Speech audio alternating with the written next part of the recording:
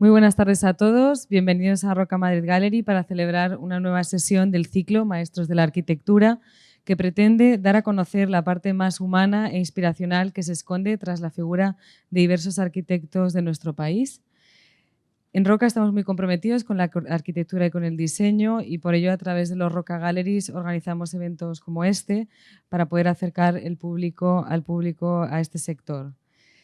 Antes de dar inicio a la sesión, me gustaría mencionar que Roca Gallery tiene una nueva plataforma online, rocagallery.com, un punto de referencia para conocer noticias y tendencias en arquitectura y diseño, que cuenta con más de 50 colaboradores internacionales y actualizaciones semanales de contenido, convirtiéndose en una guía de referencia para los profesionales del sector.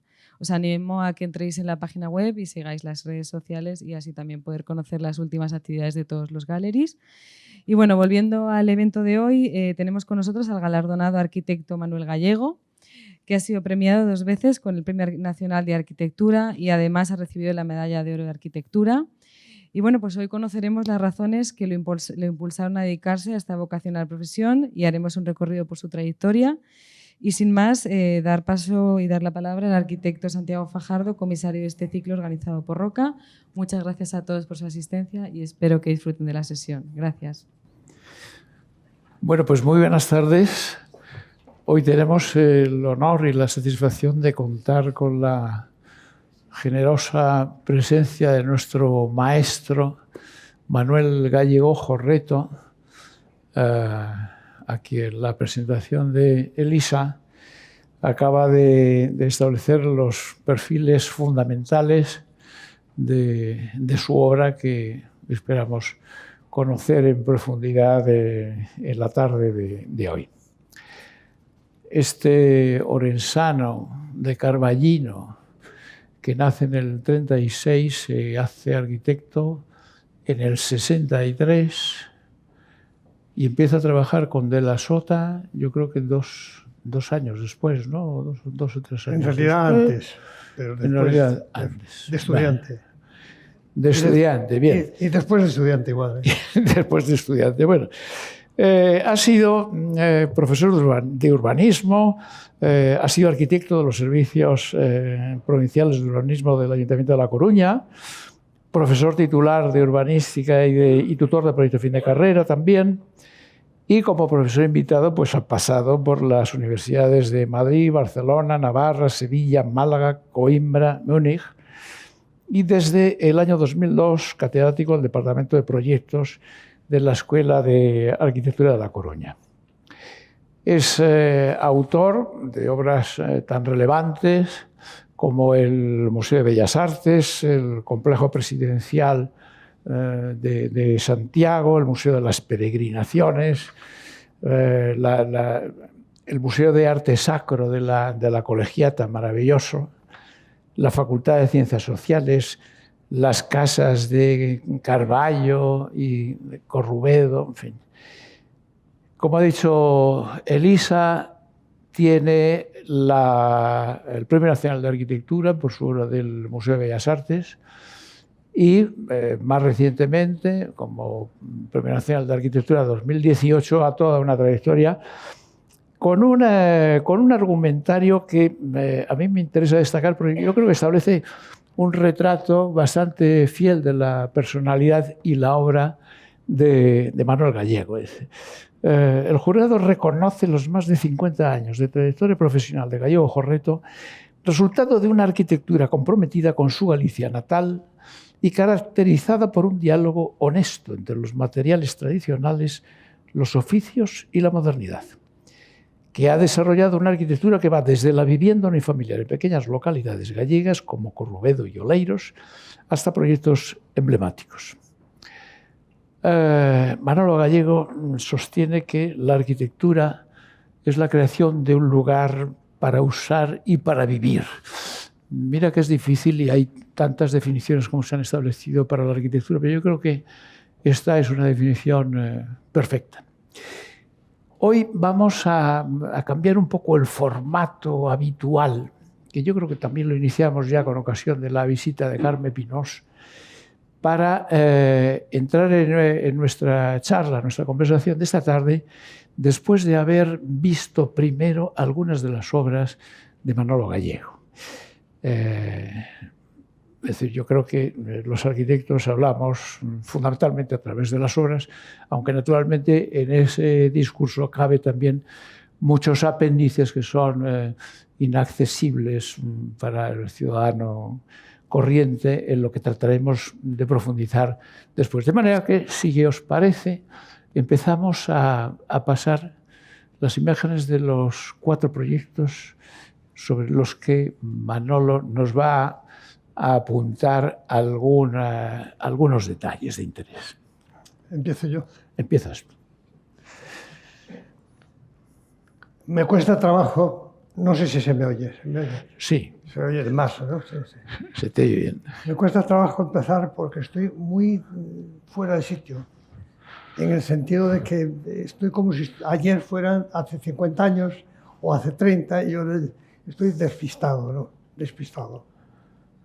Despistado y además convencido de que la pátina del tiempo oculta caras que son de personas muy conocidas, lo mismo que a mí me reconocerán, que soy yo. Bueno, espero que esto se vaya venciendo con el paso de los minutos. Sí, sí. Hablar sobre arquitectura, a mí me parecía que antes de que hablemos lo que comentaste tú, Santiago, eso me parecía muy bien, ¿no? Antes de hablar convendría enseñar alguna imagen o algo, ¿no? Hablar de arquitectura siempre es problemático, muy problemático. A mí me resulta muy corto, muy incómodo, muy simple, ¿no? Me acuerdo de un poeta que decía, explicar una poesía es simplificarla. Sí. Pues yo creo que enseñar para explicar una arquitectura también es simplificarla. Pero bueno, esta frasecita también encierra una cierta pedantería que voy a eliminar, ¿no? Voy a contar algunas cosas para que después, como argumentos, para después poder hablar con más calma, ¿no? Entonces vamos a ver si entro yo en harina del tema, ¿no? Voy a hablar primero de un folletito que casi no es nada, ¿no? Es una lonja en un puertecito pequeño de la costa oeste de Galicia, ¿no? El puerto es singular porque son gente muy adelantada, que quiere conectar con los sistemas nuevos de comunicación, de venta, y quieren que sus hijos se queden allí, vivan felices allí. Y están muy preocupados por compaginar el turismo con la vida. Son gente bastante sensata, ¿no? Convencidos de que la única forma de que sus hijos se queden allí es que tengan un nivel de vida más alto.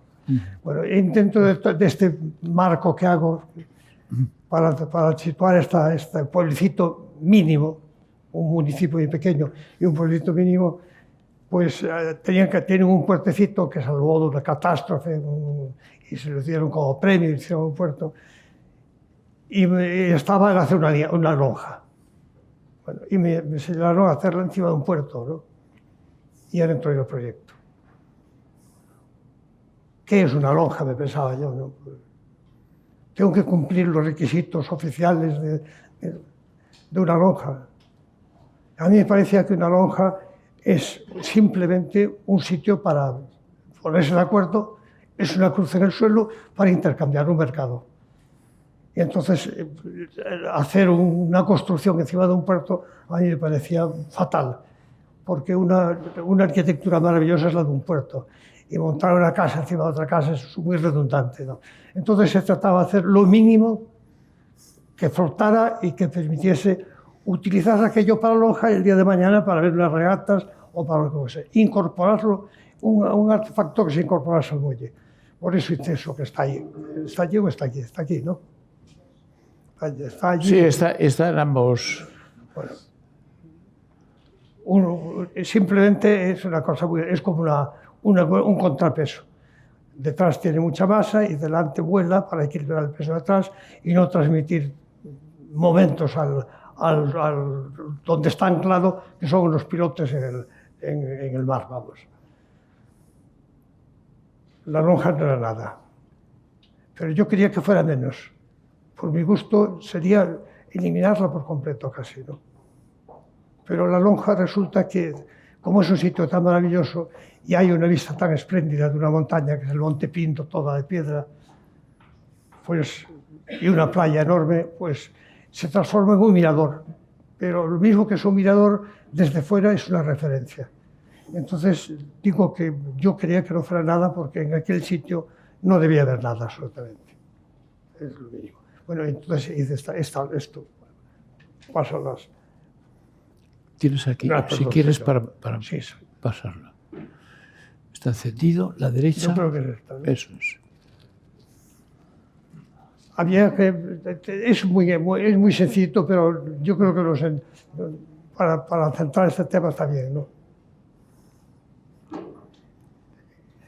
Desde la lonja se tienen que ver los momentos más importantes, que es cómo es la subasta y cómo llegan los barcos, cómo descargan, porque es el momento que hay una serie de acciones asociadas que le dan una gran belleza al acto de la pesca, ¿no? Que es las gaviotas que están alrededor, el gran nido de la gaviota en el mar abierto, las olas, el color del mar, todo eso es muy hermoso, ¿no? Y ese espectáculo se puede ver si haces un sitio especial de que el que la vea no interfiera la venta, ¿no? Este sería este paso y al mismo tiempo es un mirador, ¿no? Es un mirador y ahí está la lonja al fondo, ¿no? La lonja es casi nada. A mí me apetecía que la llevara el aire casi, ¿no? Un pescador me dijo cuando terminé, parece una gaviota, ¿no? Eso me llenó de orgullo, ¿no? Bueno, esto es un proyecto que he hecho. Este otro proyecto es un museo de arte sacro. Voy a empezar. La ciudad de La Coruña tiene una ciudad vieja. La ciudad vieja es una ciudad del siglo XII. Es una fundación real para equilibrar de los nobles y de la iglesia el poder, ¿no? Bueno, en esa ciudad vieja hay un inicio que ¿cuál es el...? Voy a ver si... La derecha, avanzas. ¿El de arriba puede ser? La derecha, no, verás. Bueno, ya ha pasado. La ciudad antigua era esta, la primera. En el centro estaba una capilla que era de los pescadores. Esa capilla fue el centro casi de la fundación de la ciudad. Después la ciudad vieja creció, luego se amuralló, luego creció más, luego se amuralló. Este es un poco el origen de la ciudad. Se conservan documentos importantes y además joyas muy importantes en ella. Se me encargó que la reparase. Que reparase la cubierta, que reparase el muro, que hiciera una reparación. Y a mí me pareció, le comentaba al que me la encargó, le dije que eso podía hacer que se consolidasen errores, ¿no? Que era mejor hacer una visión global del tema. Me dijo, pasad a la visión global. Hice la visión global, ¿no? Y me encontré que la colegiata, hoy, no, antes la iglesia de la colegiata de Santa María, pues era testigo del cambio de la ciudad total. En ella se había reflejado la evolución de la ciudad, ¿no? Desde una pequeña capillita de pescadores a ser una cátedra, llegó a ser una cátedra de gramática, creamos una universidad, llegó a ser, ahora era colegiata de gramática, y ahora de repente volvía a la involución, ¿no? Ahora era un sitio turístico donde se iban a casar los vecinos de La Coruña, o donde, bueno, representativo. Las joyas, que eran elementos fundamentales en el uso, habían pasado a ser un elemento de exhibición. Y como no tenían dónde guardarlas, se las llevaban por la noche en una maletita a las monjitas de Santa Bárbara, que estaba al lado. A mí me pareció un disparate y le dije, ¿por qué no hacéis algo para guardarla? Y me dijeron, hazlo, piénsalo y hazlo. Y así nació el proyecto. El proyecto es simplemente, no puede ser un museo, porque no tiene tamaño, ¿no? Pero quiere tener todos los inicios de lo que puede ser un museo, ¿no? Quiere tener su parte de entrada, su atrio, su parte de respeto, su exhibición, tiene su parte privada, y al mismo tiempo es como un mueble pequeñísimo, ¿no? La derecha. Me parece que ahí. Aquí se ve un poco lo que es, ¿no?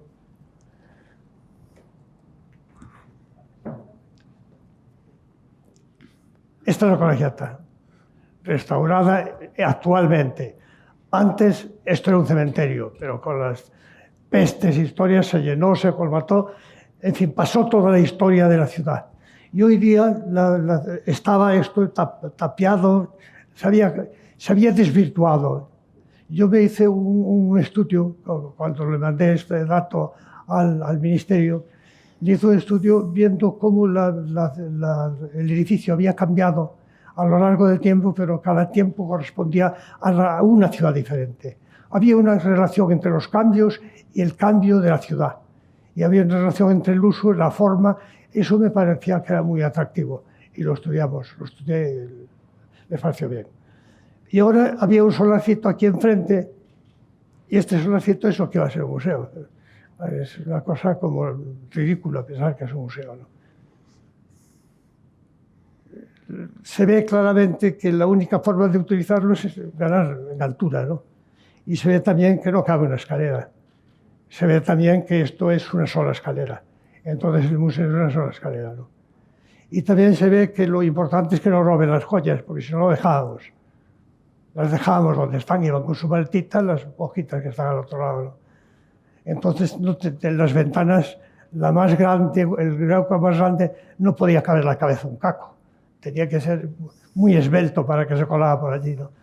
Y entonces es esto, ¿no?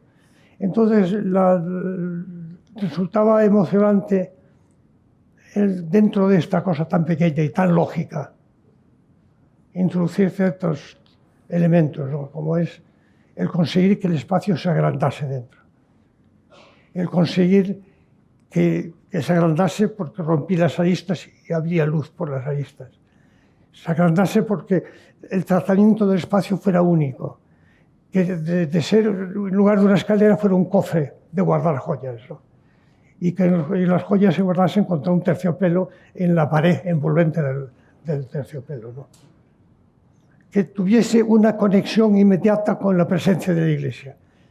Y que al mismo tiempo, cuando yo entro, no entro directamente, abro la puerta y me encuentro un tesoro. Por eso me parece mal, ¿no? Tenía un espacio preparatorio, bajabas abajo de una parte semipública, donde te daba una entradita o te podían hablar, donde había un aseo, y luego subías y en esa miniatura estaba el espacio, ¿no? Y a mí me parecía que era bonito lo que se empezaba a ver allí, que podía ser, ¿no? Es hacer una escalera que empieza en piedra, después es madera, después es metálica, después es un fieltro casi para poder andar, y se va aligerando y llega un momento que es casi el aire, ¿no?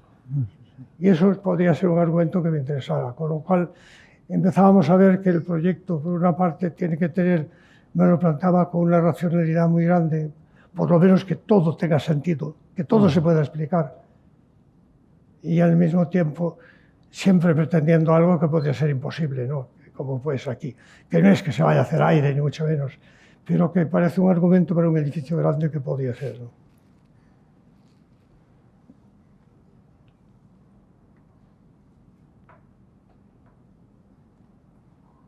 Naturalmente el edificio que hice allí, el cofre este o la casita, tenía que ser integrable en el conjunto. Tenía que no ser disonante. Tenía que encontrar unas referencias que me hiciesen participar a los dos, ¿no? Y que fueran integradoras, ¿no? Entonces, bueno, lo de siempre, que no sea un grito, que sea la escala, que la construcción recuerde la construcción. Todas las ciudades viejas, casi de Galicia, están construidas en piedra y se elige la piedra mejor para las jambas de la ventana o de la puerta, ¿no? El resto se utiliza una piedra barata, pobre, que se luce y se da la cal, el guardecido, ¿no? Entonces aparece esa división de las ventanas, que normalmente en las casas se van elevando a medida que te vas levantando los pisos, se va multiplicando y se va apareciendo y va apareciendo la galería, hasta acabar en la galería. Este ritmo se ve muy bien, que todas las casas tienen un inicio de partición de ligereza hacia la parte alta. El museíto este tenía que tener, la caja esta tenía que recordar, pero tenía que ser un orden cerrado ya.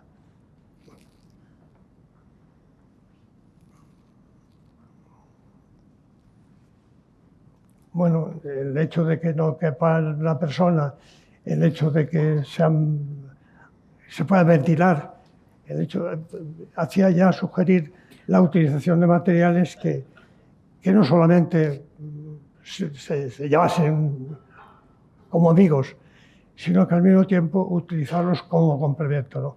Y empezar a utilizar el brillo y el mate, el acero con el blanco, el plata con el vidrio, ¿no? Ahí se ve, con una ventilación constante y nada más.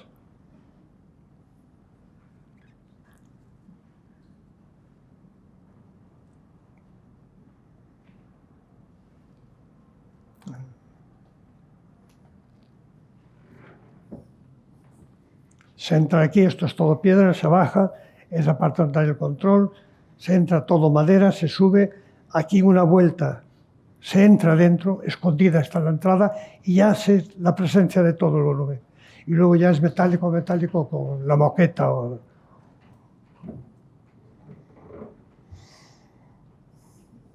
Se baja lo de piedra.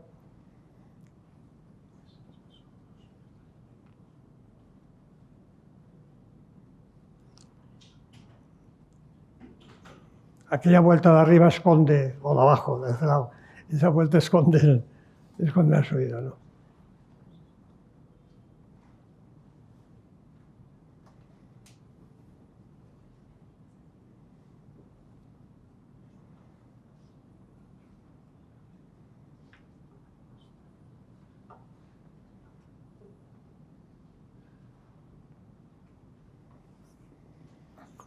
Lo que viene a... Las varadillas estaban... Yo trabajaba en una oficina que cruzaba el puerto, ¿no? Y me acostumbré a observar las barandillas. Las barandillas están reflexionando sobre la necesidad de ellas, ¿no? Que es cuando surgen. Si no, no hace barandillas. Es una tontería, ¿no?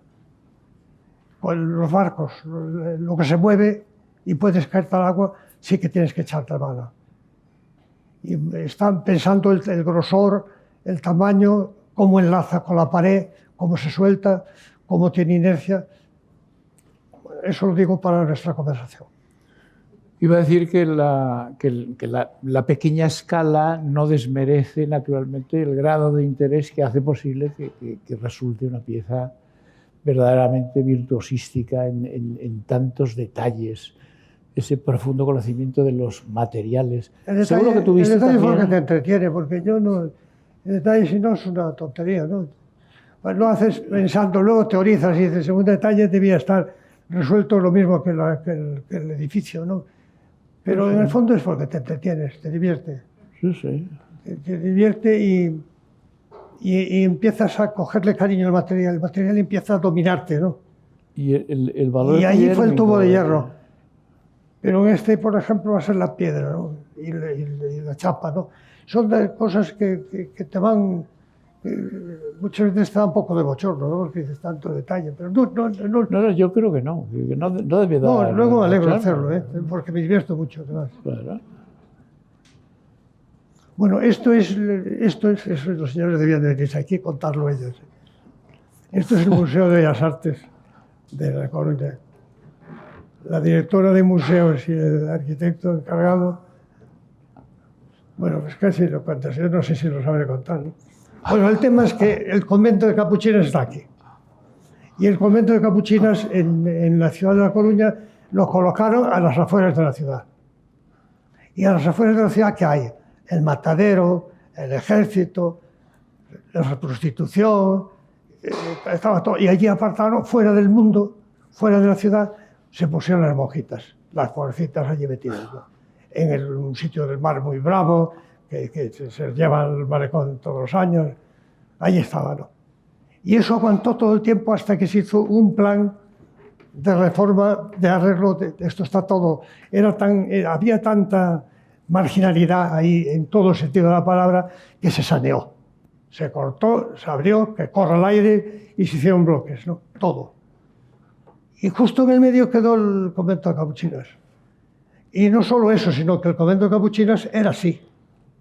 Y en un cachito muy importante como la mitad se construyó este edificio tan tímido que ahora veis la foto, que es mucho más monumental que lo que se conservó. Y cuando estaba ahí, pues se protegió. Y el ayuntamiento lo protegió y se lo pasó al ministerio por cedido para hacer un museo. Y el museo se hizo, esto parece una novela de aventuras, ¿no? El museo se hizo porque vino un señor holandés, parece que era, y le gustó un cuadro que había, que era de Rubens, lo cortó y se lo llevó en el bolsillo. Esto es sorprendente. Y entonces, eran dos, no uno. Y entonces una marchante espabilada danesa o americana, no sé quién, pues dio la voz de alarma, lo cazó la policía y se dijo, no puede ser más este museo, hay que hacer uno. Yo, sin tener nada que ver con el caco, fui el beneficiado, ¿no? Y me encargaron el museo. Y este es el museo. El museo que en principio tiene una cosa muy atractiva, la iglesia es muy bonita. Y la fachada de este cuerpo de aquí es la de Fernando Casanovas, ¿no? Es un arquitecto barroco muy importante y está francamente bien, ¿no? Y el resto es un trozo que yo creo que no es de Casanovas, porque es muy malo, era muy malo. Y estaba cercenado, había gallinas y nada más. Yo recuerdo las gallinas. No tenía más atractivo que las gallinas. Y entonces, pues, yo propuse eso, tirarlo. Y alguna vez al contarlo casi me ha abucheado, pero me hicieron caso. Yo creo que... Yo me alegro mucho de haberlo tirado, porque era infame.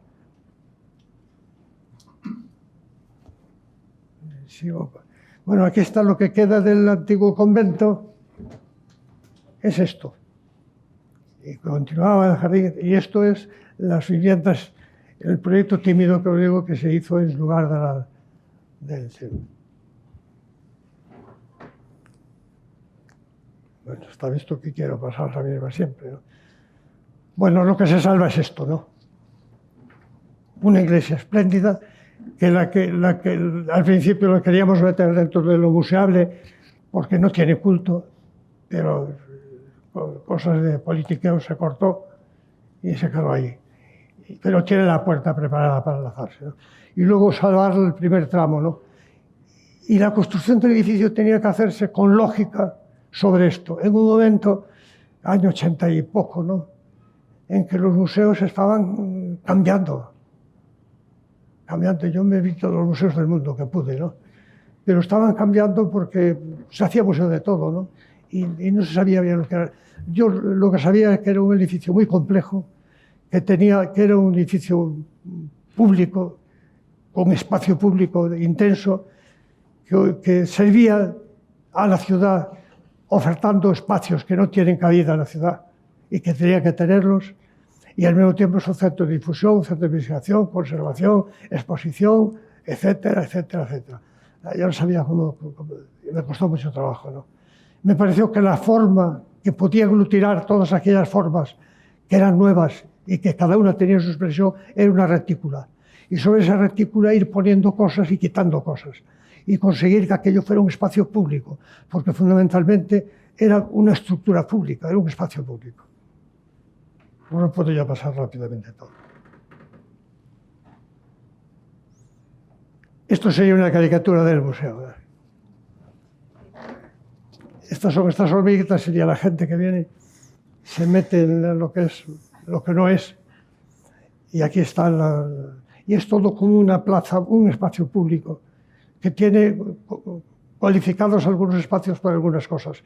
Este es está cerrado para el salón de actos, esto puedes poner exposiciones, aquí abajo está una sala, etcétera, etcétera. No os cuento el detalle, pero que se vea que se articulaba, y todo esto teniendo en cuenta que es en un punto en que la estructura urbana se parte, porque por una parte está la estructura sólida casi del espacio sólido, rodeado de la ciudad histórica, ¿no?, rodeado con calles, cerrado, y aquí unos bloques abiertos, y en la charnela justo aparecía este espacio que se abría y empezaba a intentar conectar este espacio con este al mismo tiempo. O sea, tenía un papel urbano y tenía un papel dentro de ofertar usos. Y luego me parecía que no tenía excusa que no funcionara bien, ¿no? Y eso le di lata. Paloma. La entrada. Detrás hay un espacio público, por lo tanto, esto es un muro, pero yo quería que se viera que también eran pilares que forman parte del muro. Hay unos ventiladores, sí, y todo esto es un patio. Y esto, que es la separación entre lo nuevo y lo viejo, va a ser un poco el aglutinador y el elemento protagonista, ¿no? A mí este espacio me gusta mucho porque se llena de gaviotas arriba, ¿no? Gaviotas que se comen la silicona, que se traen las gallinas y las echan en la gaviota. Es una fiera completa, ¿no? A mí me gusta mucho, pero es una fiera, ¿no? Coge las gallinas y las mete en las bajantes y nos atasca todas las bajantes con gallinas enteras. Una cosa tremenda, ¿no? Pero es muy hermoso ver cuando están los pájaros, está la luz, y el espacio adquiere sentido al estar abierto, ¿no? Y todo está construido con la retícula, pero utilizando desde el antiguo para abajo piedras del mismo color. Piedra que sea fácil al tacto, porque vas a estar dentro y tiene que ser amable al tocarla, ¿no? Que se pueda apamazar y que quede digna con ese tratamiento, ¿no? Y las piedras en grandes paneles, no en sillares, en grandes paneles, que son como paneles de piedra, paneles de aluminio en la caja, paneles de madera. Es un proyecto hecho con paneles, ¿no? Esta es la calle central, ¿no? Donde la escalera pasa a ser una plaza casi, ¿no? Porque hasta aquí está el espacio público, sigue trepando y se mete dentro del museo, ¿no? Me estoy entreteniendo además. Bueno, esto es... perdón. ¿Qué importancia le concedes en tus proyectos a la escalera, ¿verdad? A la escalera. La importancia que le concedes a la escalera es irremediable, en muchos de tus proyectos, porque más allá de ser un elemento de comunicación vertical, también es una forma de experimentar el espacio en su conjunto y en vertical, ¿no? Sí, no sé por qué. Pero es verdad, porque piensas que es la forma de recorrer el espacio, ¿no? Cambias de eje, cambias de altura, es el momento que enlaza, ¿no? No sé, tienes razón. Sí. Pero aquí concretamente, porque incluso tiene una parte donde cambia la altura del peldaño, donde pasa de ser una escalera pública a una escalera interior. Hay un huequecito, hay un punto donde... Pero son cosas que las comento aquí por comentar que defiendo esas tonterías. Detalles, ¿no? Que no sé si son tonterías, no, para mí no lo son, pero que defiendo a ese punto, ¿no? Y esto es un poco lo que esta parte pública, que sería prolongación del espacio de la calle, ¿no? Aquí es donde digo que se sube, aquí se sienta uno y está casi un mueble, ¿no? Esto es casi una plaza, ¿no? Y aquí hay esculturas que están... Y luego además te permite esta vista, ¿no? Que es muy importante. Al ser una retícula y haber bocados que voy quitando, se van abriendo huecos y van apareciendo las visiones tangenciales, ¿no? Entonces esto da una gran libertad y hace que el espacio público se sienta más público. Que pasa una nube, que ve el sol por un lado o por el otro, que cruza un rayo, que de repente es más todo permeable, ¿no? Esto es un poco la caricatura del tema. Bueno, el espacio de acogida está debajo del pórtico ese. La escalera dichosa.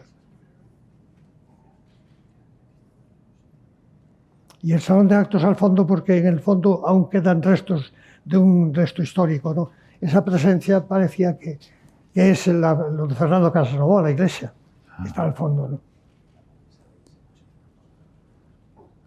Ese es un patio de exposición de escultura y se baja a unas exposiciones temporales que está muy cerca del Almacenes y y de los controles. Yo creo que eso funciona bien. Ellos están encantados. Y toda la parte baja de la planta baja, el techo es como si fuera un sitio, como un taller, no sé cómo se llama el taller, el del teatro. Un telar. Sí. El telar. Un telar. Es un telar de teatro. Se pueden colgar 200 kilos de cada barra, se pueden empotrar luces, se engancha todo, ¿no? Y todo él hace que sea muy versátil. Se puede hacer una exposición, se puede hacer montajes, se cierra. Entonces, y aparecen estos resquicios porque al estar envuelto el edificio no tiene fachada, porque sigues por un lado, por otro, das la vuelta al edificio, vuelve a azar. La belleza de esos espacios intersticiales, ¿no? El vacío como elemento. Pero es que tienen fachada y que no. Como elemento de enlace. Sí. Este es un espacio de acogida para evitar la retícula, que era en madera. Bueno, este es el salón de actos, como una piscina, vas y te entierras, ¿no? Tiene una alfombrita debajo caliente y pues, estás muy cómodo allí. Has habido muchas tentaciones de poner una barandilla y tal, pero me he hecho el tonto. Esta es la biblioteca que está arriba. Y eso sería el espacio expositivo. El espacio expositivo yo creo que es algo milagroso, ¿no? Lo que debe ser, ¿no? Debe ser un espacio casi como sólido y que no tenga estridencia ninguna, que permita acercarte a algo que te va a emocionar sin que te interfiera nada. Muy neutro, pero no es tampoco la palabra exacta. Y yo quería que, envuelto en ese mundo de que controla la luz, que controla el polvo, que controla todo, volvieras a la realidad. Entonces tienes 2 o 3 sitios donde o ves para abajo, ves el funcionamiento, o ves hacia arriba. Bueno, este es el lucenario central, el lucenario. Bueno.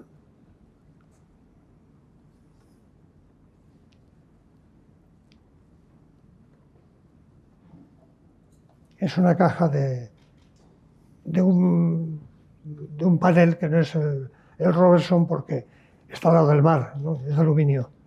Y está con una pintura mate que recuerda a la piel de una patata, pero que con el sol se pone azul.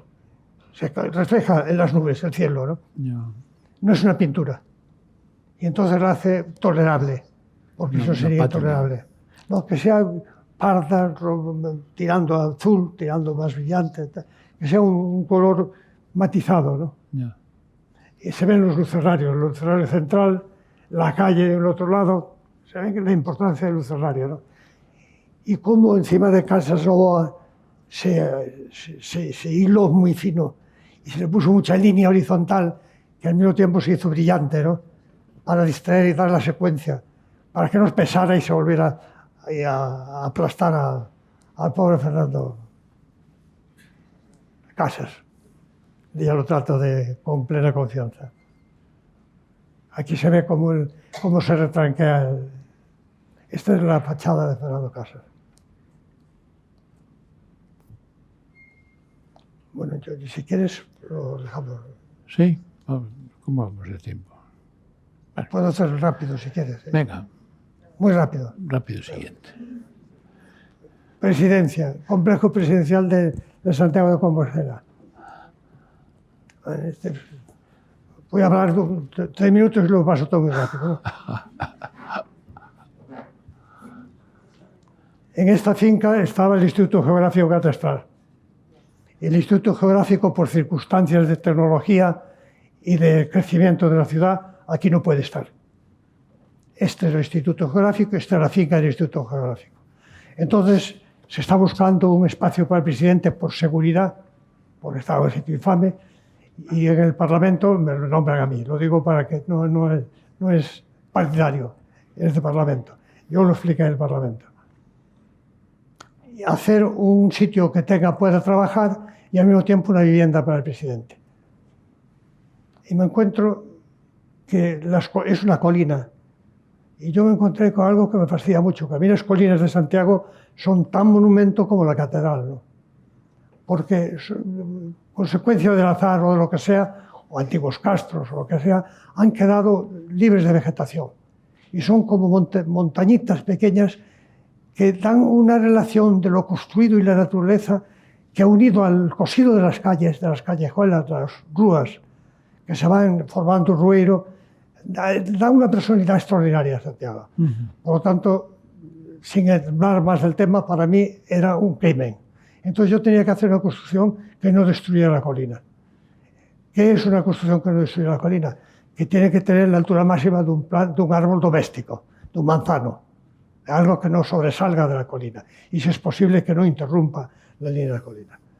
Al mismo tiempo, me parecía que era lógico, y esto se hizo muy bien, que al mismo tiempo que se hacía la finca, pues ya que la finca era muy grande, construir una zona verde para el barrio, porque este barrio había quedado aislado por motivo del centro del Instituto Geográfico y ahora se abría, parecía una vista insólita y nueva de Santiago, que es el oeste de Santiago. Cuando se pone el sol se enciende y solo se ve desde aquí. Por lo tanto, esto ya era un tema a tener en cuenta. Entonces yo aquí creo unos espacios públicos para que se vea eso, sin que entre el presidente. Y luego el tema del presidente, que tiene dos o tres cosas, ¿no? La primera es que es una casa para el cliente variable. Puede ser joven o puede ser viejo. Pues no sabemos, de un gusto o de otro, bueno, no se podía acomodar. Había que hacer la casa que pudiese alterarse, ¿no? que pudiese cambiarse. Pero había otra cosa, que yo creo que un presidente puede vivir en el número 5 de la calle, tal. Y habíamos llegado, todos sabían que yo pensaba así, todos pensábamos así, ¿no? Pero allí era un caso de verdadera penuria, ¿no? Como estaba en aquel momento, ¿no?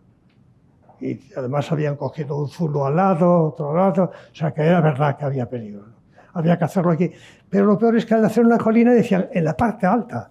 Y dice, pero, o sea, yo quería salvar la colina. No, en la parte alta de la construcción. Me decía la policía que los cosía preguntas, ¿no? Pero luego había otra cosa, que tenía que ser representativo. Y yo eso no lo entendía muy bien. Porque ¿representativo de qué? Del poder. Pero hoy esto se disimula y se lleva de otra forma, ¿no? Se lleva con mucha más discreción. Es verdad que cualifica un espacio el que vive allí un presidente. Eso es verdad. Y cualifica porque condiciona. A mí no me gustaba nada y me condicionó. Y no tuve la más mínima presión. Pero me la ponía yo, siempre decía, y el encargado que decía, no, vamos a poner el hueco doble, que es el presidente.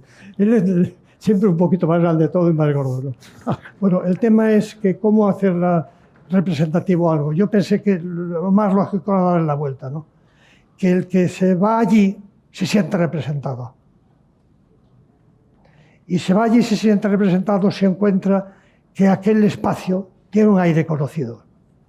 Tiene un aire que está habituado a él. Entonces era construir un elemento con ciertas pautas de la cultura de allí. Hacer como un pueblecito de aldea, con su higuera y una arquitectura casi sin arquitectura. Una arquitectura sin geometría. Una arquitectura que confiaba en el tamaño, en la escala. Lo de arquitectura sin arquitectura me suena. ¿Verdad, Alejandro? Pues sí, claro. Claro que te suena. Claro que te suena. Pues sin pensar en ello, era así, el pensamiento. O sea, que había aprendido profundo, ¿no? Al final era como si cogiera la colina y la untase de arquitectura.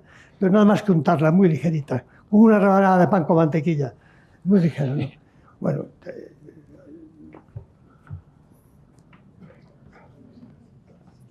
la vivienda, donde tiene buena vista, se escapa del viento y ve Santiago. La zona de representación y de trabajo a la entrada.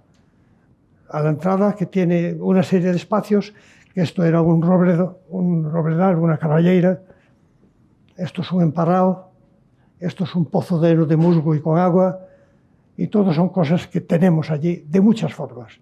Las tenemos cultas, las tenemos populares, las tenemos... porque son pautas que se han heredado culturalmente, ¿no? No era repetirlas ni copiarlas, sino pensar en ellas para construir algo, ¿no? Esto, por ejemplo, está a medias porque hay unos... yo me fui a buscar unos robles grandes y el jardinero los poda para tenerlos redonditos y pequeñitos, ¿no? Pero bueno, pero y la colina en el medio. Y que el presidente pueda subir arriba de la colina para estar aislado. Yo subí y se oye un ruido increíble, porque sube de las calles, ¿no? Entonces le hice un pequeño hueco y pasa por encima el ruido. No se oye nada. Y yo creo que es bastante bueno que un presidente tenga un sitio para pensar. Bueno, este es el final, cuando ya está hecha, y no desde la catedral. Este es el parque público y esta es la colina. Por aquí, no sé por dónde.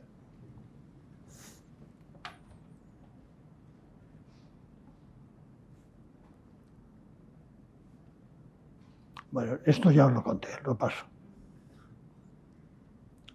El parque que está alrededor fue, personalmente y profesionalmente, fue muy atractivo, porque hacerlo era el contacto con los vecinos. Y los vecinos era que ellos hicieran suyo la urbanización, ¿no? Para que, como si prendiese un cosido, un injerto, y fue bueno. Tiene que poner aquí una escalera, tiene que poner aquí un peldaño, mire, ver este tropiezo, no me fastidies, ese trato. Y se fue haciendo más o menos así, y se hizo. Y cuando apareció una fuente la aprovechamos y ponemos un árbol. Y eso es como se hizo, ¿no? Todo se escarbó la montaña, se hicieron rasgaduras para transformar, porque al final se trataba de urbanizar una colina, simplemente, que estaba alejada de la ciudad, al borde. Y urbanizarla se hizo de tal forma que se puedan elegir alternativos caminos. Se hizo accesible. Y en algunos sitios hubo que hacer un surco, como el que hace un surco, es eso. En resumen es eso, ¿no? Partes cubiertas, pero no.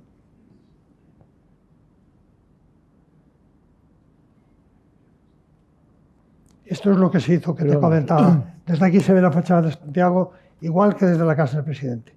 Y esto estaba ocupado por todo el pueblo de alrededor, allí desde el primer momento. Todo muy integrado. Y bueno, hablaremos de ello, la importancia del contexto. Ortega, hablábamos de que también comparte. Yo creo que antes está eso, luego el material. La admiración por esa razón del lugar que destacaba Ortega para señalar la importancia del contexto, la singularidad de cada punto del planeta, ¿no? Y en qué medida la arquitectura debe adaptarse a esas circunstancias, ¿no? Aquí casi es una reflexión sobre lo que es público y lo que es privado, porque dentro del parque hay un hueco que puede entrar el público y hay partes en donde es privado dentro de lo privado, porque todo es privado, pero la casa del presidente allí no debe estar nadie, ¿no? Más. Debe ser. Claro que el sitio más privado es la cárcel, pero no se trata de tenerlo prisionero, sino hay que darle libertad y al mismo tiempo que esté protegido, ¿no? Ese es un tema. Y el otro es la piedra, ¿no? Utilizar la piedra en losa, en panel, cortada, ya verás, ¿no? Por ejemplo, aquí es doble muro de piedra y dentro es un robledal, un carballo, una carballeira, ¿no? Se puede uno que debajo del muro, si llueve te guareces debajo del muro. No pases el muro como el que pasa un papel cortado, ¿no? Extender los brazos. Esta es la parte representativa, ¿no? Aquí la piedra es como un prefabricado, un panel grande, panel que puedes medir 2 metros por 1,50. Este es el sitio que decía que había de dejar musgo, ¿no? Bueno, elegí una piedra más blanda, le puse un chorro de agua constante.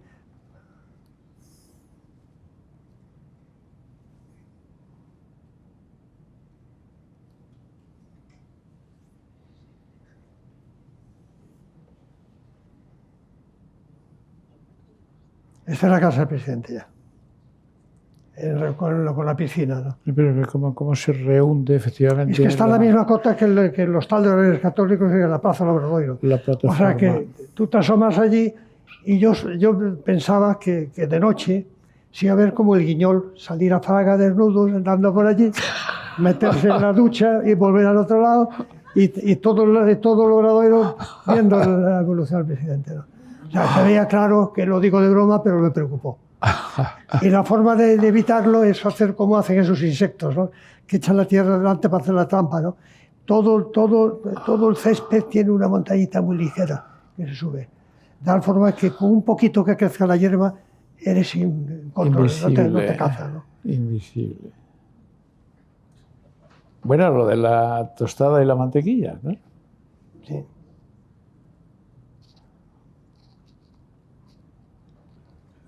Bueno, solo para que dé una idea del tema, ¿no? ¿Tú cuándo y cómo decides que la arquitectura es a lo que te quieres dedicar? ¿Fue una vocación temprana? Pero cuando tú ves al padre de este señor, tú ya estás... Yo no tenía ingreso. No tuve ingreso. Lo tuviste en ingreso, o sea, muy al principio. Muy al principio. Lo tuve en ingreso, me conoció en ingreso, yo lo conocía en ingreso. Aún no era arquitecto, pero la verdad es que no sabía ni lo... Aún ahora dudo, o sea, que no sabía lo que era. No está muy claro, ¿no? No está muy claro. Pero bueno, yo creo que efectivamente todos descubrimos que podemos tener una cierta predisposición, pero realmente el encuentro con la arquitectura surge a partir del momento en que entras en la escuela y empieces a ver esa febril actividad de los alumnos, las maquetas, los profesores, la gráfica. Es decir, es cuando empiezas a encontrar el sentido a todo aquello, ¿no? ¿Cómo? Cuando empiezas a encontrar el sentido a todo aquello, es decir, el momento que tomas contacto con la escuela. Yo al principio no creí que la arquitectura era lo que veía, las casas que veía, ¿no? Y me parecía que no era capaz, porque no me imaginaba nada, no me surgía nada. Veía una casa que tenía un remate en la cubierta y decía, ¿por qué podía ser de otra forma? Me lo tengo que aprender de memoria ese remate para hacerlo. No entendía nada, ¿no? Por eso decía, cuando me encontré con el profesor Consorta, fue un tema completamente diferente, ¿no? Fue de repente el pensar que la arquitectura podría ser muy diferente y podría representar parte de lo que tú llevas dentro, ¿no? De eso invisible, ¿no? Pero, y esa, es decir, decíamos esta mañana que yo creo que a los hombres nos pierde la vanidad. Y sin embargo, yo veo en ti, como en De la Sota, una característica discreción que no sé si procede de una filosofía o de ese natural forma de ser de los gallegos. Es decir, sois más discretos que el resto de los españoles. Me gustaría que fuera por eso, ¿no? La verdad es que no sé. ¿Qué influencias, aparte de La Sota, tienes algún otro referente que a ti te haya marcado a lo largo de tu carrera profesional? A lo largo de mi carrera me marcó todo lo que me gusta. Yo he tenido la suerte de aprender de todo el mundo, ¿no? Y sigo aprendiendo, con gran facilidad. Sí. Es una presunción, pero lo digo, ¿no? Me entusiasmo con lo que me gusta. Y me alegra si le hace un amigo. Porque me siento muy feliz al verlo, por el hecho solo, no porque sea él, no hay ningún favor, ¿no? Sino porque me gusta y me hace feliz, ¿no? Y aprendo, y en ese momento aprendo porque veo posibilidades. A Víctor, que también tiene cosas fantásticas por esos pagos. No, yo creo que se aprende un poco de todo y de los errores. Pero eso sí. No se cuenta porque se pone colorado, ¿no? Pero se aprende de todo, ¿no? No, yo no sé cuándo, yo no sabía que era la arquitectura y me enteré cuando empecé a ver cosas de que la arquitectura cabía lo que dice Kandinsky, ¿no? de la abstracción, cuando el mundo no solo es el mundo que tú ves, sino el mundo que llevas dentro o que puedes alimentar dentro de ti, ¿no? ¿Tú crees que el hecho de haber vivido en una ciudad pequeña, razonablemente pequeña, en Galicia, el estar en contacto con ese mundo rural, tal vez te haya creado esa mayor sensibilidad hacia ese mundo? Ese ha sido un tema que me ha ocupado mucho. Ese respeto hacia... No, algo de eso sí tiene razón. Porque, yo no lo contaba. No, yo empecé a estudiar arquitectura y me entusiasmé con la arquitectura, pero era la arquitectura del movimiento moderno, la arquitectura de las vanguardias. Me gustaba todo, ¿no? Pero empecé a verlas ya. Pero a mí me gustaba mucho la otra arquitectura, la arquitectura de andar por casa, la arquitectura popular. La arquitectura que no tenía leyes, que eran contrarias absolutamente a aquello, ¿no? Que estaba mezclada con la naturaleza, que había otro comportamiento, hay que no era bonito ni feo, que no era bonito ni feo, era útil o no útil. Y la gente lo valoraba así, como valora un campo, ¿no? Dice, qué bonito este prado, ¿no? Dice, qué bueno es este prado. Por lo menos en los campesinos de allí, ¿no? Que yo los conozco. Es así, ¿no? Entonces, yo empecé a plantearme cómo era posible que existieran dos culturas. Una cultura oficial y una cultura que no era cultura, que era andar por casa. A mí me hizo reflexionar mucho, ¿no? Y volví a Galicia con ese tema también, ¿no? Bueno, y lo primero que me costó trabajo entender que no era uno ni otro, que lo único, solo había uno, que era la vida. La vida era la que hacía la arquitectura popular atractiva y podía hacer atractivo el movimiento moderno. Pero lo que estuviera alejado de la vida no me interesa nada. Va a ser maravilloso, pero yo paso, porque no quiero canonizar. Pero lo otro sí me interesa. Y me llevó bastante trabajo, hice un pequeño ensayito sobre la arquitectura popular y trabajé el tema, ¿no? Me costó trabajo. Pero lo digo como si estuviera con la piedra filosofal. He llegado a esas conclusiones, pero lleno de dudas y de historia, ¿no? ¿Te cuesta mucho trabajo llegar? Yo creo que sí, evidentemente, porque es extraordinariamente complicado llegar a tener ese resultado aparentemente simple, sencillo, esquemático, escueto. ¿Cómo llegas al fondo del asunto? ¿Cómo llegas? Bueno, el conocimiento es lo más hermoso que tenemos, ¿no? Yo creo que lo más digno del hombre es el conocimiento, ¿no? Y el conocimiento es un problema ético también contigo mismo, ¿no? Debes utilizar el cerebro hasta el final. Y ocurre eso tan maravilloso que se mezcla y sale la chispa y se mezcla con la intuición y empieza uno a soñar cuando está razonando, ¿no? El derecho a soñar de Bachelard que te comentaba, ¿no? Y esas cosas surgen, ¿no? Pero yo creo que hay que buscar y hay que construir, imponerse ciertas condiciones, ¿no? Una de ellas es que todo se pueda explicar, lo decía el padre de este en clases. Sí. Todo se puede explicar. Y es como un filtro racional que debes exigirte sin falta, sin hacerte trampas, que es lo más usual. Vamos a eso que a mí me gusta llamar la sinceridad existencial, es decir, que detrás de cada obra, detrás de cada proyecto, subyace una entrega, un análisis profundo, ajeno a frivolidades, donde en primer lugar atiendes el contexto, atiendes el programa, la funcionalidad, que no puede hurtarse por mor de no sé qué resultados estéticos, en fin. Todo ese discurso de autenticidad que en alguna ocasión con Víctor hemos comentado, si crees tú que en las escuelas de arquitectura se otorga la importancia que merece a esa sinceridad existencial, o en las escuelas empieza a ser demasiado frecuente esa especie de consagración de la extravagancia como categoría de lo valioso. ¿Tú crees que realmente a los alumnos se les transmite la importancia de esa metodología de analizar, de pensar? Yo soy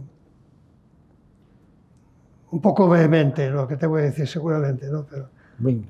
No, yo es que creo que estamos metidos en un mundo de consumo, que vendemos productos y tienes que venderlos como sea. Y eso se hace lo más llamativo posible el señuelo para que pique.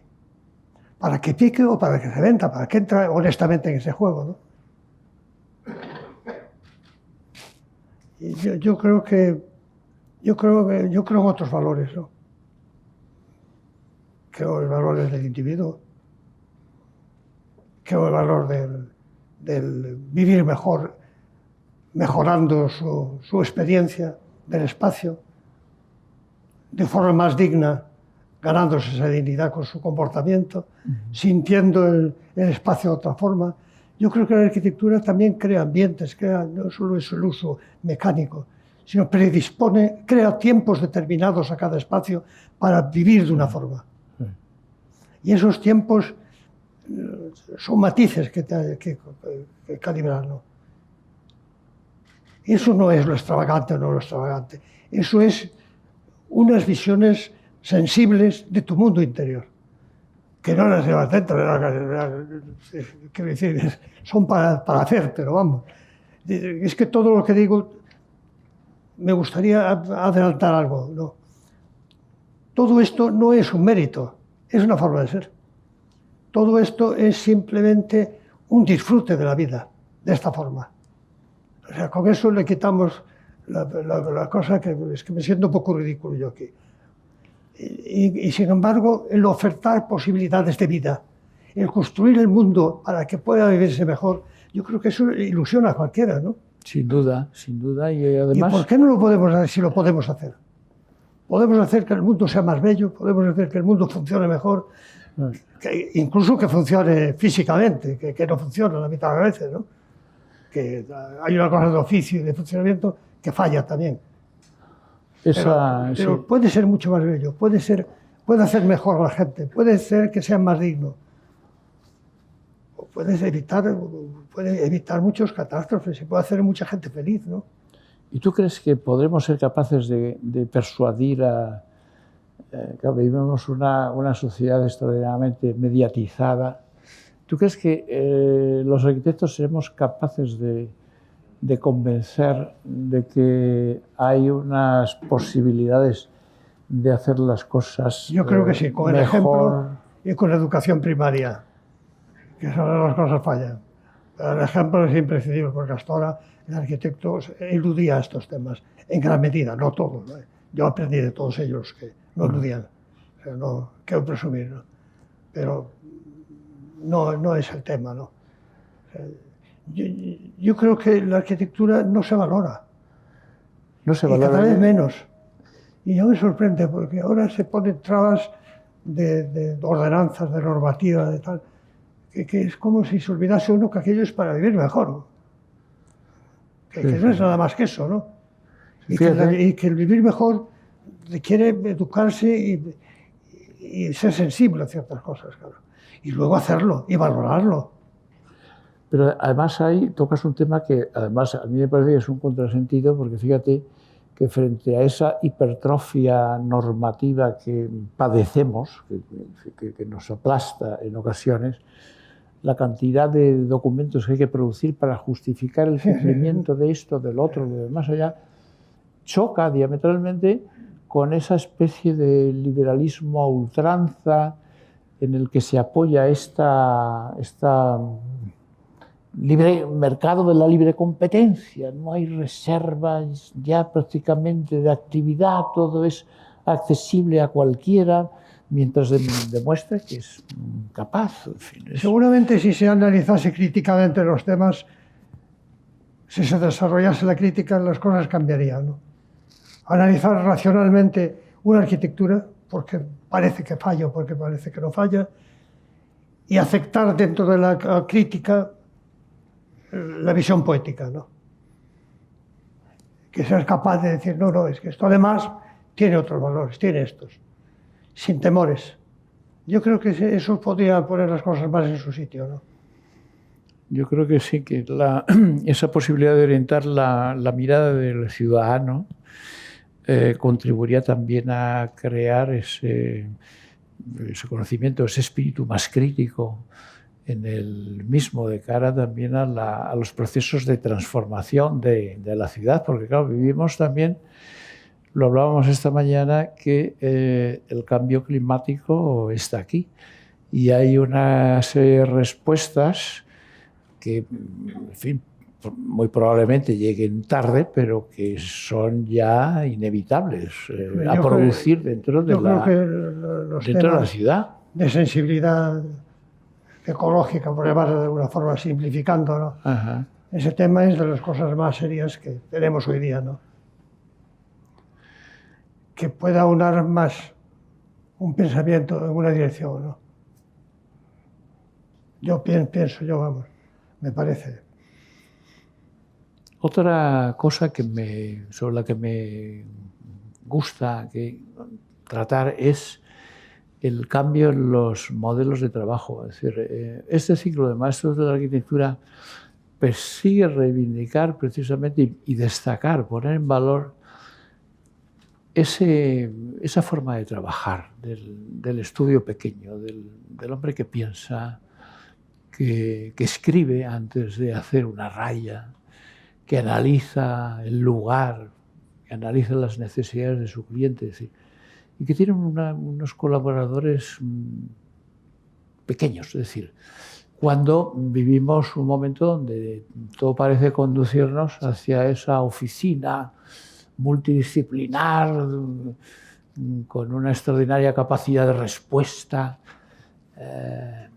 Y yo no estoy convencido de que ese sea un mejor modo de hacer las cosas en la arquitectura, porque esas oficinas con 50, 60 personas pues están atendiendo a lo mejor pues muchísimos proyectos simultáneos, cada uno de los cuales pues tiene una asignación de recursos humanos pues relativamente pequeña. Y yo me pregunto si en este tiempo de fugacidad que nos ha tocado vivir, los proyectos no se quedan un poco huérfanos de ese sentido de la responsabilidad, del compromiso del arquitecto.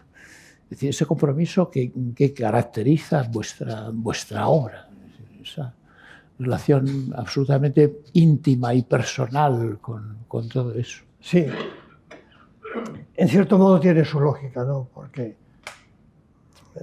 la tecnología cambió, la administración cambió, la normativa cambió, todo con unas causas lógicas. Lo que pasa es que se va de las manos. Y es de alguna forma, de cierta lógica, que existan unos sistemas de control, ¿no? Lo que no es lógico es que se pierda la lógica. Lo que no es lógico es que se pierda el sentido común y que se sea irracional en lo que se plantea, ¿no? Y que se aplique para valorar la calidad la cantidad, como se está haciendo en muchos concursos, ¿no? Cantidad de la gente que se presenta, la cantidad de proyectos de metros cuadrados construidos, la calidad no cuenta. Claro, es que el cambio de escala también es otra cosa. Pero el cambio de escala, el valor que tiene es comparado con lo que se resuelve, ¿no? A lo mejor hay cosas que hay que resolver cambiando la escala, ¿no? Lo que pasa es que esas cosas hay que hacerlas bien. Esa es una vulgaridad, pero la realidad es que se hacen mal, ¿no?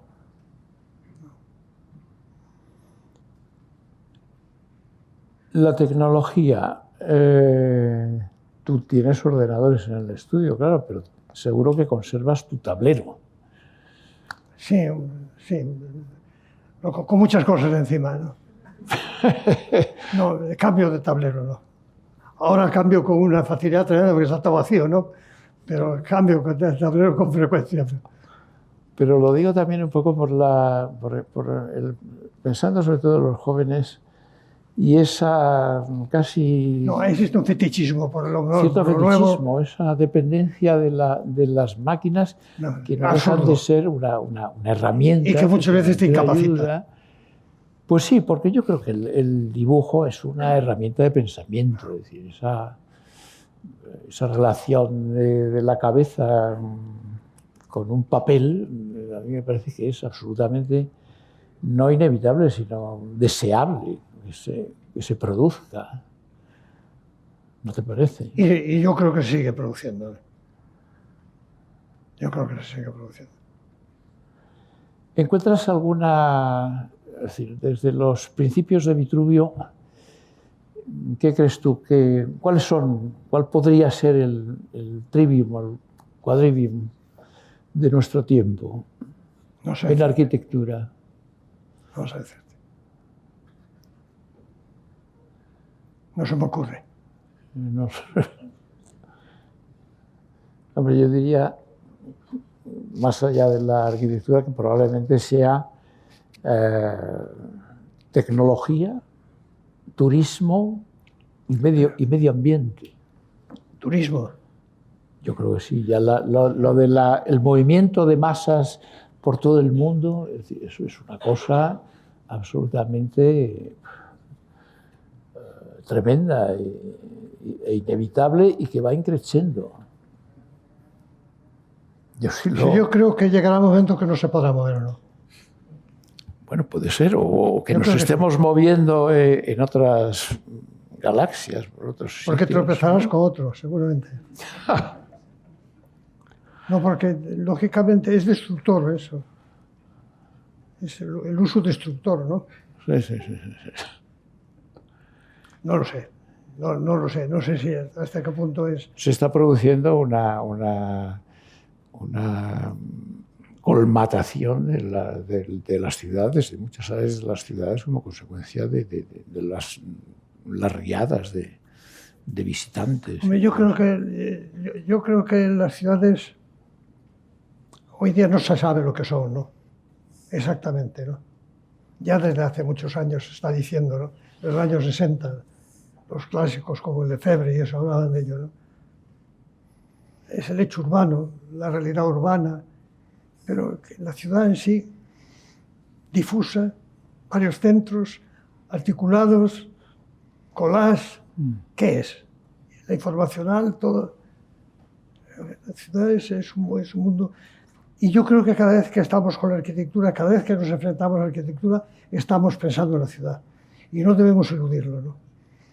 Yo creo No, que... porque además los estudios y las estadísticas señalan que en un plazo de 50 años el 80% de los humanos estarán viviendo en... No, pero además en los sitios más insospechados. Urbanos. En los sitios más insospechados. No en los sitios donde históricamente hubo más habitantes, sino en los sitios donde los flujos oportunos condicionan que allí debe haber una ciudad. Se están apareciendo grandes metrópolis en sitios insospechados. Insospechados para un tío que está al margen, como yo, que ve la ciudad como... Lo leo en un libro, pero no me muevo en el mundo de las decisiones económicas y políticas, que son las que mueven esto, ¿no? Antes sabías que en un puerto, al lado de un cruce de caminos, al lado de un sitio de trasvase, era una posible aglomeración urbana.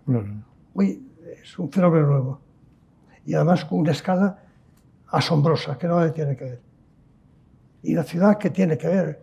¿Cómo se vive? Esta arquitectura que hago yo es un juguete. El mundo se mueve por otro lado. Se mueve por otro lado. Sí. Yo soy muy consciente de ello, ¿no?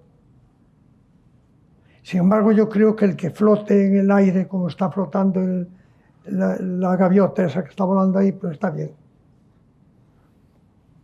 Es un mundo...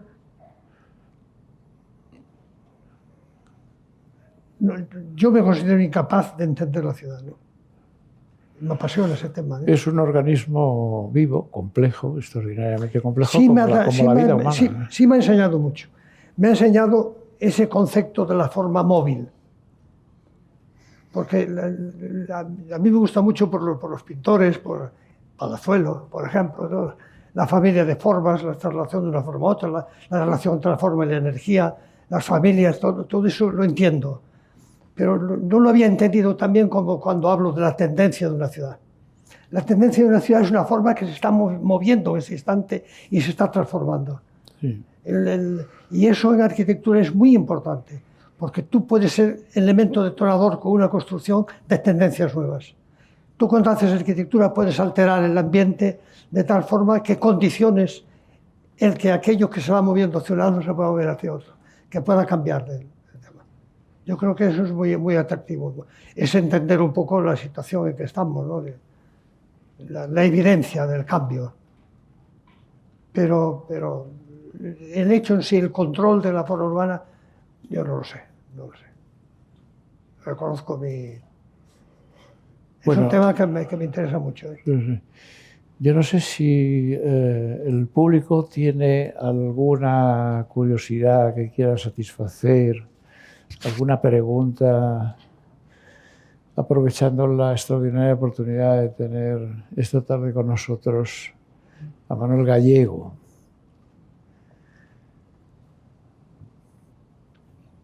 Cualquier cosa, sí. Es algo que a lo mejor no me ha quedado claro, no es evidente, pero ¿de qué manera se consigue integrar la arquitectura en el contexto? Perdona, no te oigo. Ay, perdón. ¿De qué manera se integra la arquitectura en el contexto? Y por otra parte, ¿cuál es el... En el consenso, ¿qué quiere decir? En la opinión de la gente. En el contexto. En el contexto. En el contexto. Sí. Sí, y bueno, y por otra parte, ¿qué papel cumple en la actualidad el arquitecto y la arquitectura en la sociedad? ¿Cuál es el papel de un arquitecto en la sociedad arquitecto actual? hace la vida mejor. Empiezo por el final. Vale.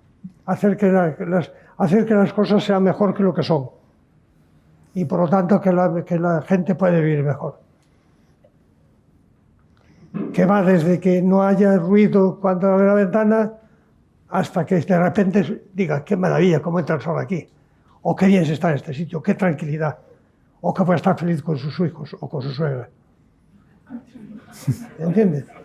Eso es lo que yo... Y que vaya descubriendo cosas en lo que está usando. Que diga, pero si tiene esto, pero fíjate tú qué posibilidades, ¿no? Que le enriquezca la vida. Eso es vivir mejor. Más. Y lo otro que me preguntabas ¿alguna... que era... Sí, la integración de la arquitectura en el contexto. El contexto es desde la estructura económica, la estructura social, la historia, la cultura. El contexto, ¿qué contexto hablas? El físico, el territorio... Sí, un compendio de todos ellos. ¿De qué manera? ¿Existen pautas No, o eso reglas? tiene que ser aceptado por la sociedad, si no, no. Tiene que ser aceptado por la sociedad. Tiene que haber un punto parejo. Yo estoy trabajando en un pueblecito, que llevo trabajando en pueblecitos hace mucho tiempo, ¿no? Y uno de los concejales, el que es amigo mío, es muy listo. Se dedica a los mejillones. Y les hice una cosa y fueron por ahí todos y decían, a mí no me gusta, a mí tal. Y él dijo, vamos a poner las cosas claras, no os va a gustar nada. Haga lo que haga, no os va a gustar nada. Pero ¿por qué no vais allí y lo veis con calma, os sentáis y pensáis si se está bien y se puede trabajar y tal? Yo creo que eso, como es un contexto que tú me preguntas, no es esa situación, que son personas mayores, educación, sensibilidad. ¿Cómo vas a despertar la educación y la sensibilidad si dentro de la escala de valores no tiene importancia ninguna el que una arquitectura la haga uno, la haga otro, esté bien, esté mal? Para eso tiene que estar querido por la sociedad, por la administración. No es pedir mucho, ¿eh? Yo creo que es sentido común, eso es lógica pura, ¿no? Y se logra educar a la gente, claro que se logra educar, porque la gente cuando se dé cuenta que oye a su hijo cuando está afuera, lo ve por la ventana, pues mira, aquí estoy mejor que al otro lado. De verdad. ¿Alguna cosa más? David. Gracias. Creo que vale la pena comentar un poco más que tú has elegido ser un arquitecto local, con un enfoque local, que no has pasado tu vida viajando por el mundo, construyendo por ahí, ni por allá. Yo creo que tiene toda una estancia sobre la tierra. Yo soy corto de oído, pero me acerco aquí y oigo. Hola, David. ¿Qué tal? ¿Cómo estás? David Kahn. Sí, que quería que comentas un poco el hecho que tú eres un arquitecto que has elegido ser de un lugar y no has pasado la vida viajando haciendo cosas en Tokio y en Ámsterdam, etcétera, etcétera. Sí. No, pero en un lugar concreto y específico. Hay toda una filosofía, toda tu filosofía creo que está... Sí. Exacto. Sí, que no es tanto el querer la añoranza de lo antiguo como considerar que la vida es lo próximo y que por lo tanto tu relación con lo próximo debe ser intensa. Eso es lo que yo creo. Pero de todas formas el que está por el mundo haciendo cosas, yo creo que podría también pensar en cómo le hace la vida mejor al que la usa, ¿no? Porque todo es un poco yo creo que es un poco, no sé. A mí me parece un poco elemental, ¿no? Sí, y seguramente hay arquitectos construyen en todo el mundo que sí son así, son conscientes de han estado aquí como camepinos o es Sí. una Claro, actitud. claro, por supuesto, También, por supuesto. claro. Si no, no me atrevería a hablar, ¿no? Yo solo no salía vivo. Muy bien. Gracias, Pepe. ¿Alguna otra pregunta? Perdona.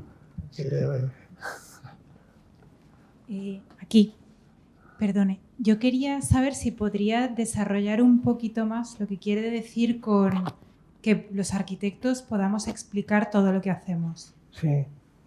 Porque me imagino cosas, pero me gustaría comprender lo que dice usted. ¿Quieres que lo comente ahora? Sí, por favor. Sí. Mira, yo creo que hay una componente racional que nos debemos exigir, ¿no? Que es como un filtro de todo aquello que hacemos de forma inconsciente o sin pensar o por intuiciones, ¿no? Someter a prueba con racionalidad todo, ¿no? Después, con ello no acabaremos la arquitectura tendrá algo más, porque la arquitectura tiene siempre dentro intenciones, lo que tú quieres que sea, ¿no?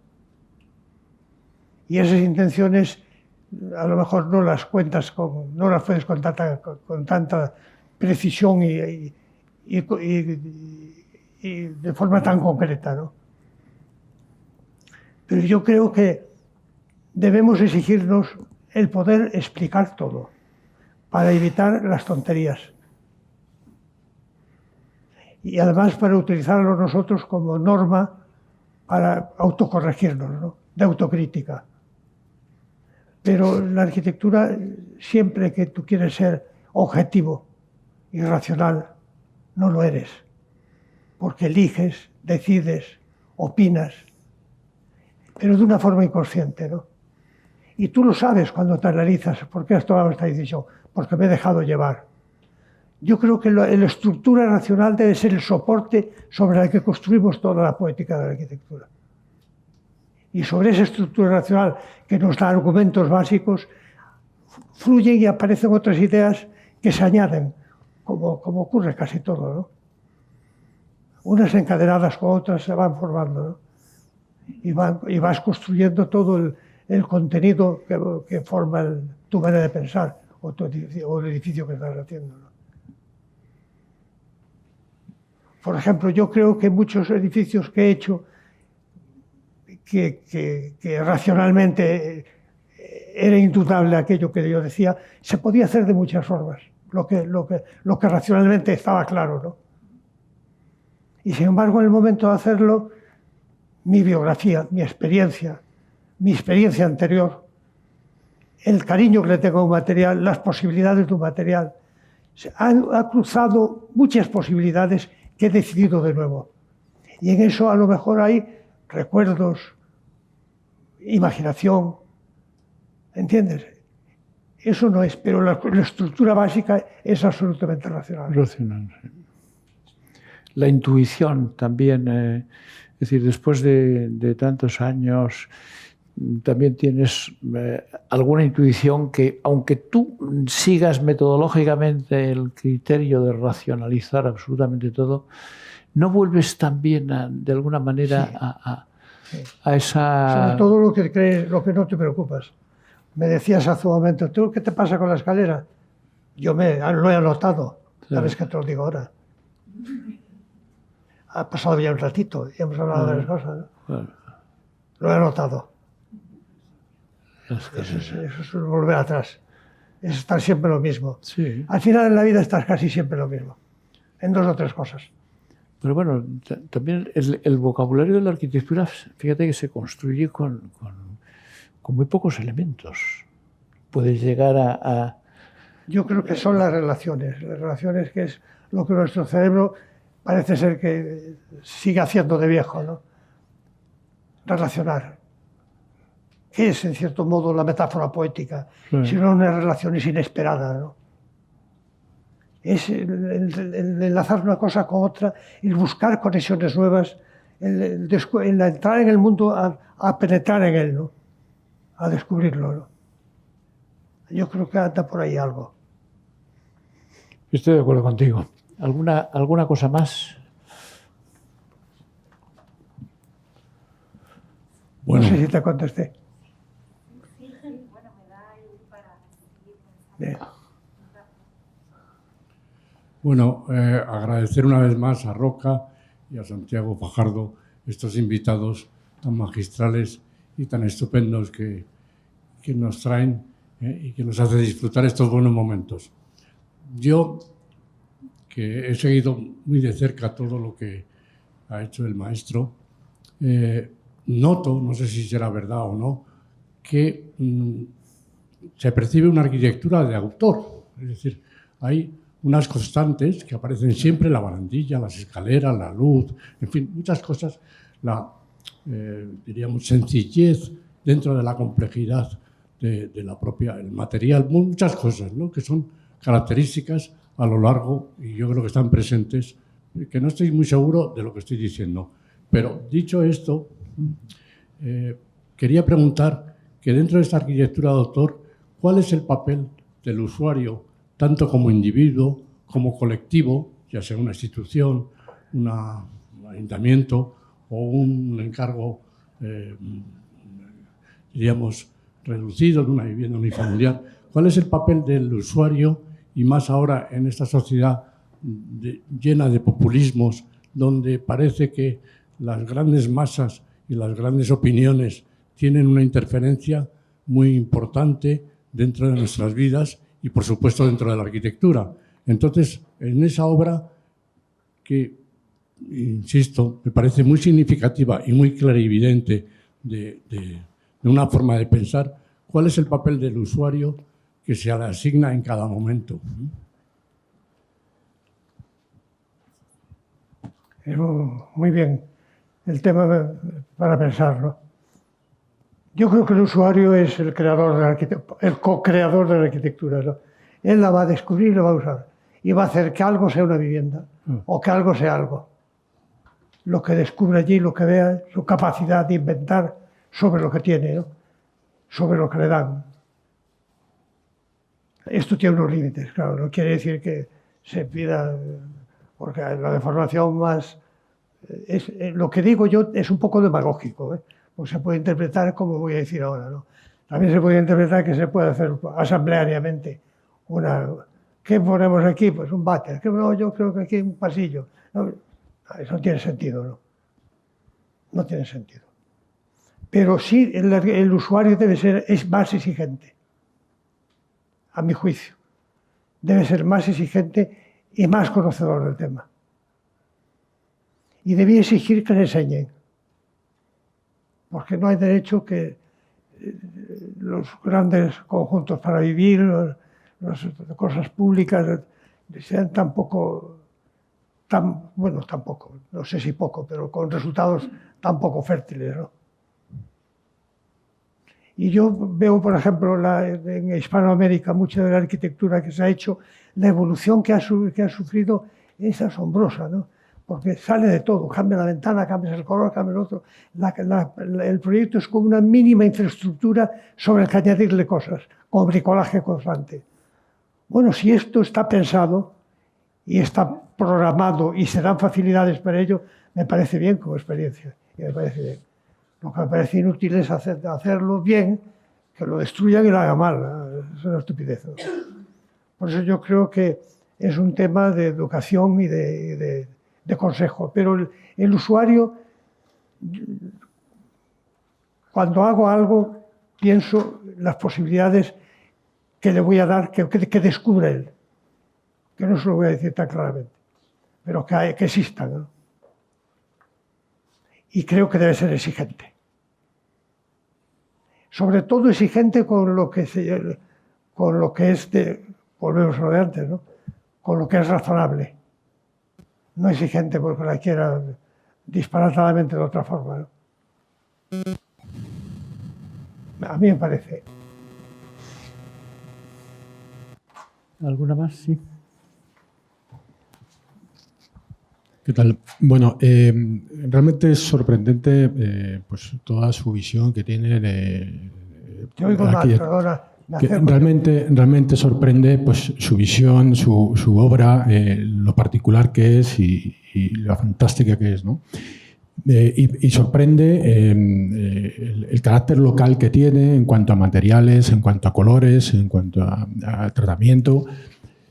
Me pregunto si dentro de ese mundo local que usted ha desarrollado y ha vivido a nivel personal y a nivel como arquitecto, si ha tenido la oportunidad de trabajar en este mundo global que tenemos, si ha tenido la oportunidad de trabajar en proyectos en otros países o en otras ciudades y usted las ha rechazado o nunca se la han ofrecido, o si tuviese ahora mismo la oportunidad, pues con los fondos de inversión que tenemos, que buscan mucho el arquitecto de autor, proyectos singulares, si a usted le diesen la oportunidad de trabajar en Lima, por ejemplo, usted... ¿En dónde? En Perú o en cualquier lado. En cualquier lado. ¿Usted estaría dispuesto o prefiere defender su mundo local y su... Hombre, teniendo en cuenta mi juventud, hay que medir un poco el sitio, ¿no? Pero sí, estaría dispuesto y encantado de la vida. No tengo ningún problema. No he tenido. Siempre he establecido una premisa. Antes lo que tenga inmediato. Simplemente porque lo puedo entender mejor. Yo no puedo pasarme en Perú todo el año, ¿no? Sí, pero me quedo peruano. No, eso sí. Y todo eso es... Lo que entiendo es que lo que quieres decir es que todo cambia en cada sitio, ¿no? Lo sé. Pero he visto el trabajo y lo conozco de referencias. Conozco a algún amigo que ha trabajado y tal, conozco algo. Pero no he salido ni de Galicia, que está ahí al lado. Pero también lo hago un poco porque sí. Porque lo importante es trabajar en cualquier lado, ¿no? Sin duda. Yo creo que en cualquier sitio cabe el mundo entero. En cualquier arquitectura cabe toda la arquitectura del mundo. Y en cualquier espacio social cabe toda la preocupación social del mundo. Entonces, cuando tienes un trabajo, pues lo haces. Y piensas que tu obligación es hacer lo mejor que puedas. Y no siempre sale. No siempre sale. ¿Alguna pregunta más? ¿Alguna intervención? Bueno, pues siendo así, agradecer muy sinceramente la oportunidad de tener este diálogo con nuestro querido amigo Manuel Gallego, doble Premio Nacional de Arquitectura, Medalla de Oro de la Arquitectura y, desde luego, un hombre señero dentro del panorama de nuestra arquitectura contemporánea. Por muchos años y que lo sigamos viendo. Y yo quería también decirlo todas. Dime. Quería darte las gracias a ti, a Roca, los que habéis invitado aquí. He vuelto a ver amigos que hace tiempo que no veía y me siento muy a gusto. Muy cortado al principio, pero con el peligro de que me quede aquí un par de horas más. Muchas gracias. Gracias a ti.